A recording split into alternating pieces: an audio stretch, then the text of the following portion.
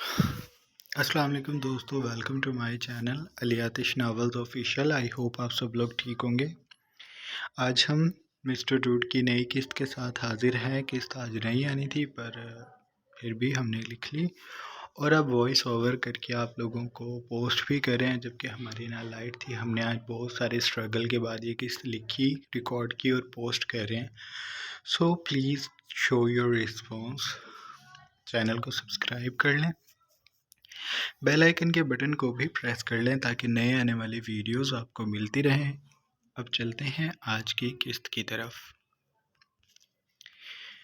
पहली मोहब्बत, अर्ज कलम अली आतिश, किस्त 21। सुबह ने दारैन शाह की हवेली पे दस्तक दी तो हवेली के मकीन एक एक करके उठने लगे। दारैन शाह के कमरे का दरवाज़ा बंद था, लेकिन लॉन की जाने वाली खिड़की इस वक्त खुली थी और वहाँ से धूप की चमक उस नीम अंधेर को मिटाती अंदर दाखिल होती थी।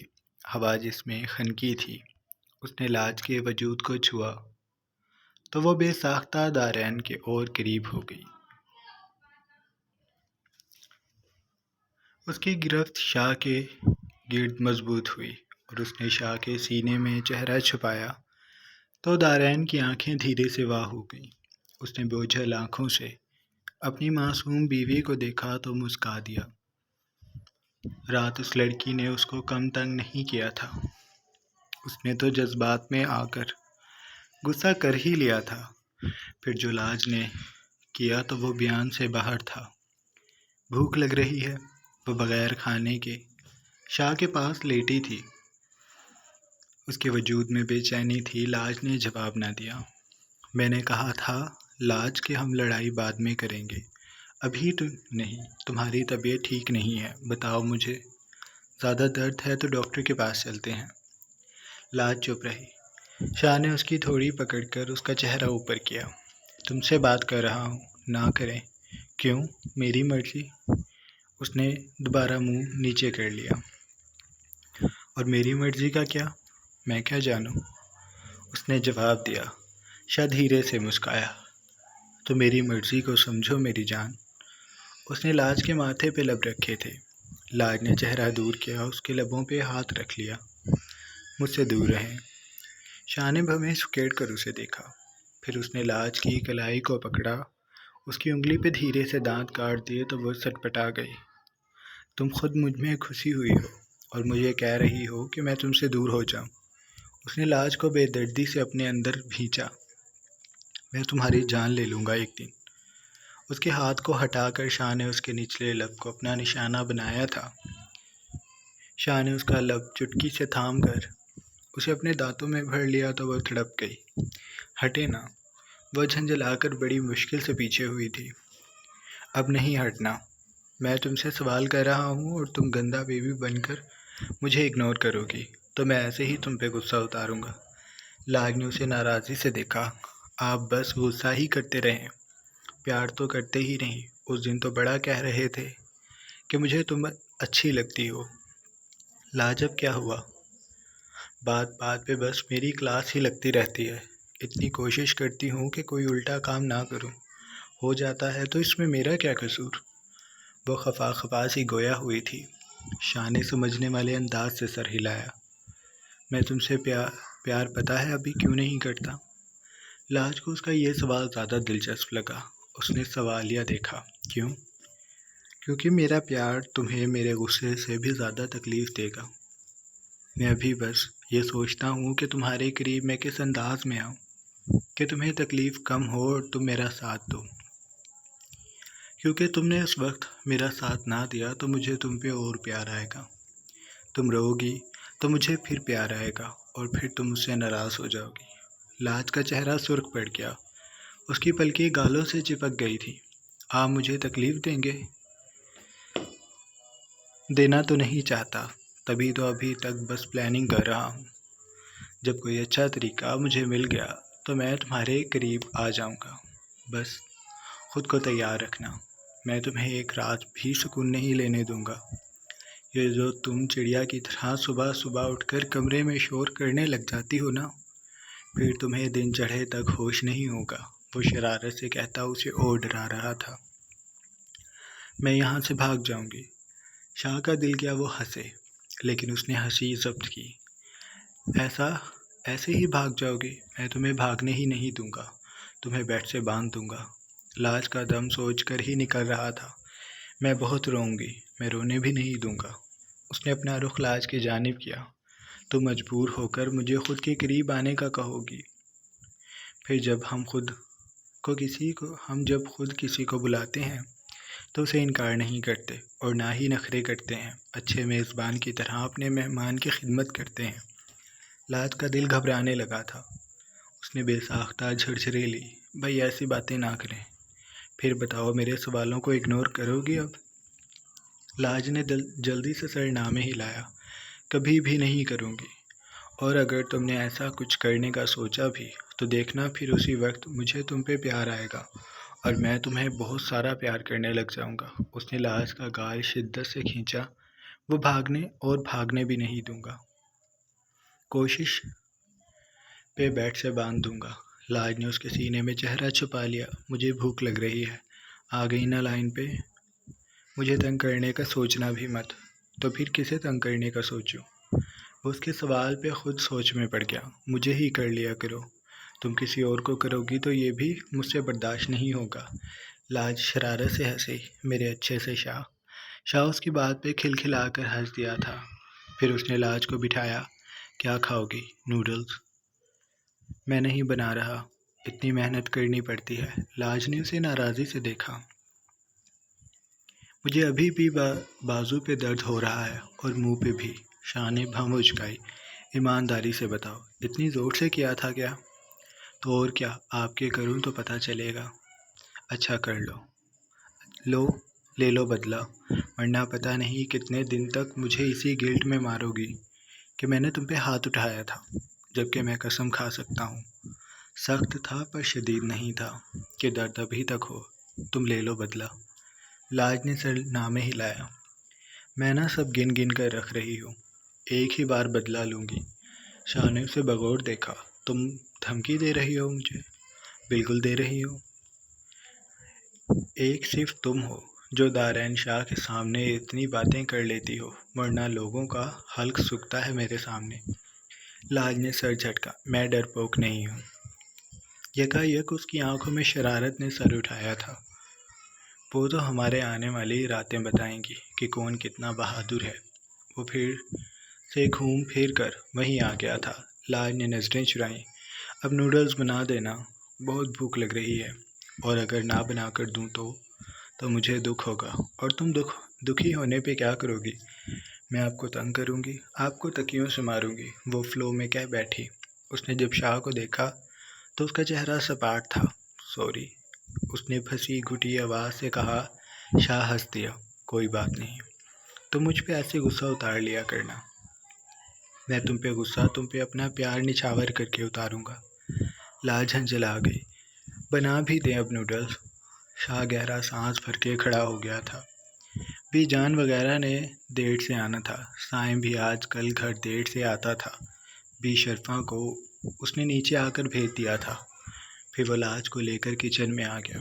تم لاؤنج میں بیٹھ جاؤ، میں آپ کو نوڈلز بناتے دیکھنا چاہتی ہوں۔ وہ کاؤنٹر پہ بیٹھنے کی صحیح کہہ رہی تھی جب شاہ نے اسے کمر سے تھاما اور اوپر کاؤنٹر پہ بٹھا دیا۔ پھر وہ نوڈلز بنانے لگا تھا۔ نوڈلز بنا کر اس نے لاج کو دیکھا۔ اور کچھ؟ بادام والا دودھ؟ میرے بچے، آپ کا کل پیپر ہے، بادام والا دودھ میں پیپرز کے بعد بنا کر دوں گا تاکہ تمہیں طاقت آئے اور تم میری شدتیں جھیل سکو۔ لاج کا چہرہ شرم سے جھک گیا تھا۔ شاہ ہنسی دبا کر اس کے لیے بادام والا دودھ بنانے لگا تھا۔ دودھ بنا کر وہ اسے اور سامان کو کمرے میں لے آیا تھا۔ لاج نے اطمینان سے بیٹھ کر نوڈلز کھاتے وقت اس نے شاہ کو دیکھا تو چمچ بھر کر اس کی طرف کیے۔ میں یہ نہیں کھاتا۔ میں بھی نہیں کھاؤں گی۔ تم پھر ضد کر رہی ہو؟ ہاں کر رہی ہوں۔ اس کے جواب پہ شاہ نے اسے گھورا تو وہ جوابی لاج نے بھی اسے گھورا۔ اس کی بادام رنگ آنکھیں بڑی بڑی دلکش لگنے لگی تھیں۔ وہ ایسے کرتی بہت معصوم لگ رہی تھی۔ شاہ نے اس کا دل رکھنے کے لیے نوڈلز کا چمچ کھا لیا۔ لاج خوش ہو گئی۔ پھر اس نے جلدی جلدی نوڈلز ختم کر کے برتن خود سے سائڈ پہ کیے اور شاہ کے بازو پہ لیٹ گئی۔ چلے اب مجھے کہانی سنائے۔ شاہ نے اسے تعجب سے دیکھا۔ مجھے کہانی نہیں آتی۔ لاج نے بھی شاہ کو اسی کے انداز سے دیکھا۔ کہانی تو سب کو آتی ہے، آتی تھی، اب میں بھول گیا۔ تو یاد کر لیں، اس نے حل بتایا۔ کیوں، تم تو بڑی ہو گئی ہو، اب کہانی یاد کرنے کا کیا فائدہ؟ شاہ نے اچکائے تھے۔ لو، بڑی کیسے ہو گئی؟ میں تو آپ سے ابھی بھی چھوٹی ہوں، کھڑی ہوں تو کاندھے پہ بھی نہیں آتی۔ شاہ اس کی بات پہ ہنس دیا۔ اچھا، پہلے مجھے ایک بات بتاؤ۔ شاہ کا رخ اس کی جانب تھا، وہ اس کی آنکھوں میں دیکھ رہا تھا۔ اس نے لاج کے گال پہ ہاتھ رکھا اور انگوٹھے سے اس کا گال سہلانے لگا۔ جی شاہ، وہ تابع داری سے گویا ہوئی۔ تم یہ سب مجھ سے بدلہ لینے کے لیے کر رہی ہو نا؟ لاج نے سر نہ میں ہلایا۔ اچھی بیویاں شوہروں کے لیے دل میں برائی نہیں رکھتی۔ شاہ کی آنکھیں اس کی بات پہ حیرانی سے پھیل گئیں۔ اتنی بڑی بڑی باتیں کہاں سے سیکھنے لگی ہو؟ آپ سمجھداری والی باتیں بھی کہہ سکتے تھے، اس نے ناک سکیڑ کر کہا تھا۔ شاہ بس مسکا کر رہ گیا۔ بتاؤ بھی، تم اس سے بدلہ لے رہی ہو نا ایسے؟ لاج نے اب کی بار شاہ نے اچکائے تھے۔ تھوڑا تھوڑا لے رہی ہوں۔ شاہ نے سمجھنے والے انداز سے سر ہلایا۔ میں جانتا تھا، تبھی کہا تھا تم چلو بیٹھو، کر لو وہ سب جو میں نے کیا تھا۔ ایسا تو تم پتہ نہیں کب تک مجھ سے بدلہ لیتی رہو گی۔ چلو بیٹھو۔ وہ اسے بٹھانے لگا تھا۔ لاج نہ اٹھی۔ آپ مجھے کہانی سنائیں اور میری بات بھی سن لیں۔ میں آپ سے بدلہ نہیں لے سکتی۔ آپ تو میرے شاہ ہیں، تھوڑے گندے ہیں، بھوت جیسے، لیکن کیا کروں، مجھے آپ اچھے بھی لگتے ہیں، اس لیے ایسے کہتی ہوں۔ شاہ سوچتا تھا کہ اس لڑکی کے کتنے رنگ ہیں۔ یہ لڑکی پھول جیسی تھی، جس کی نہ جانے کتنی پنکھڑیاں پہرا دے رہی تھی۔ وہ ایک ایک پنکھڑی تو اتار رہا تھا تو اسے ہر بار لاج نہیں لگتی تھی، اسے ہر بار لاج سے نئے سرے سے محبت ہوتی تھی۔ اچھا سناتا ہوں۔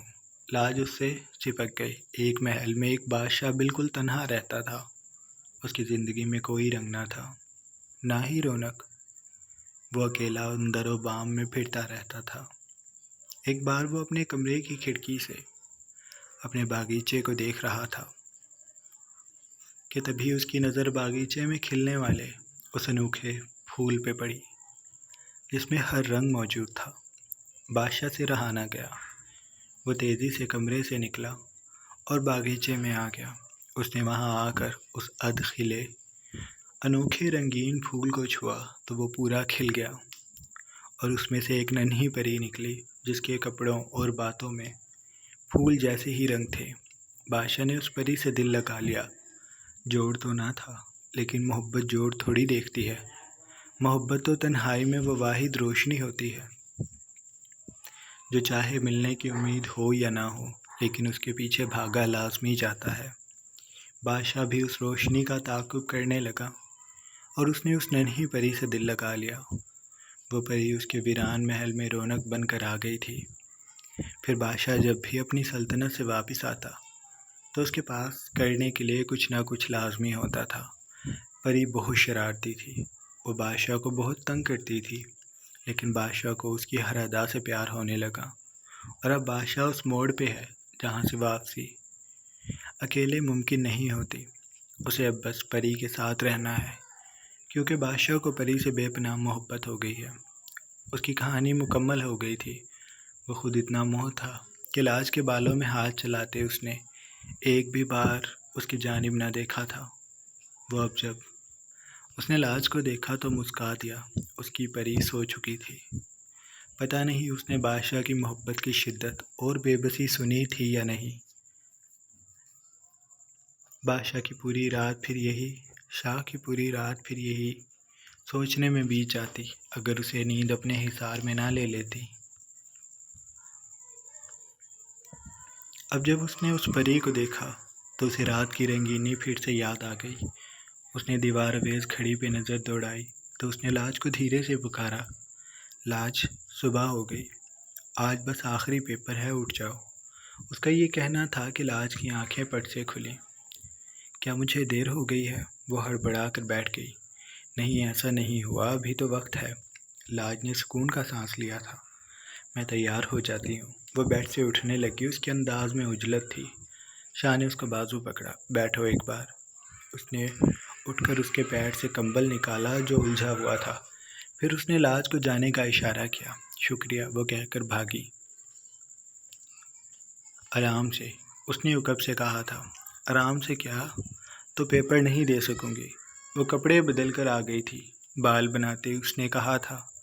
شاہ نیم دراز ہو کر بیڈ کراؤن سے کمر ٹکا کر بیٹھ گیا تھا۔ اس نے سینے پہ ہاتھ باندھ لیے تھے۔ شاہ، آپ کو بال بنانے آتے ہیں؟ ہیں؟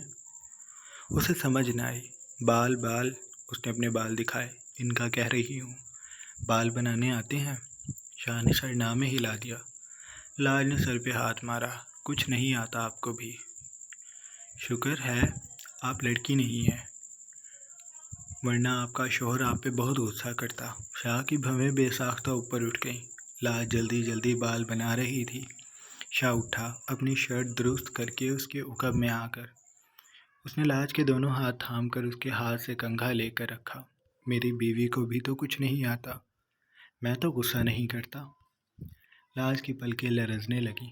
شاہ اسے دلچسپی سے دیکھنے لگا تھا۔ ہاں تو آپ شاہ ہیں نا، اس لیے آپ تو بہت اچھے ہیں۔ وہ میں نے آپ کو بتایا تھا نا کہ سمجھدار دولہا والی بات، تو اسی وجہ سے تو ہماری شادی ہوئی ہے۔ وہ بے ربطگی سے بول رہی تھی۔ شاہ نے اس کے کاندھے پہ ہاتھ جما لیے تھے۔ وہ اس کی ہنسلی پہ انگلیاں لے آیا تھا۔ اس نے لاج کے بال سمیٹ کر ایک کاندھے پہ کیے تو اس کا دل بے ساختہ دھڑکا۔ راج ہنس گردن جس کے بالکل درمیان میں تل تھا، اور وہ سفید رنگت کی خوبصورت سراہی دار گردن اسے مجبور کر رہی تھی۔ شاہ نے جھک کر اس کی گردن کے عقبی حصے پہ لب رکھے تھے۔ وہ پرتپش لب پاتے ہی پگھلنے لگی تھی۔ شاہ، مجھے دیر ہو جائے گی۔ اس نے شاہ کو بہکتے دیکھا تو بولی۔ شاہ نے چہرہ نہ اٹھایا، وہ بس اپنے کام میں مصروف رہا تھا۔ دن بدن میرے لیے مشکل ہوتا جا رہا ہے کہ میں تم سے خود کو دور رکھوں۔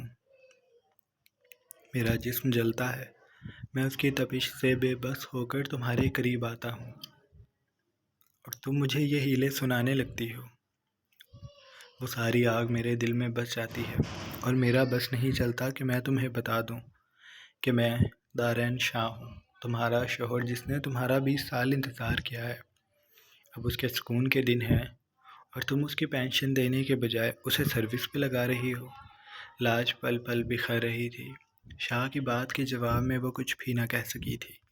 اس نے مضبوطی سے آنکھیں میچ لیں اور سوچنے لگی کہ کیا کھڑکی سے اتنی تیزی سے کرنیں آ رہی ہیں کہ اسے تپش کا احساس ہو رہا ہے، اور وہ تپش چہار جانب پھیل گئی ہے۔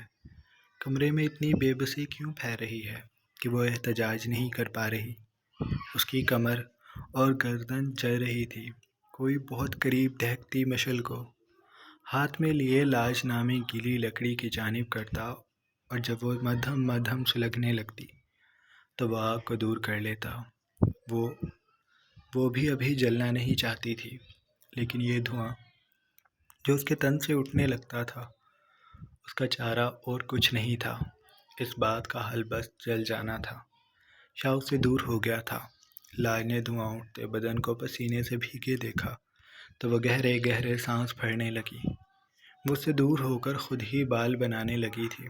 اس نے بال بنائے، پھر وہ شاہ سے نظریں چراتی باہر کی جانب بڑھ گئی تھی۔ جب شاہ نے عقب سے کہا، میری آہستہ آہستہ سمجھدار ہونے والی بیوی، میں تمہیں ابھی خود چھوڑ کر آؤں گا، لینے بھی آؤں گا، تم تب تک ناشتہ کرو، میں ذرا تیار ہو جاؤں۔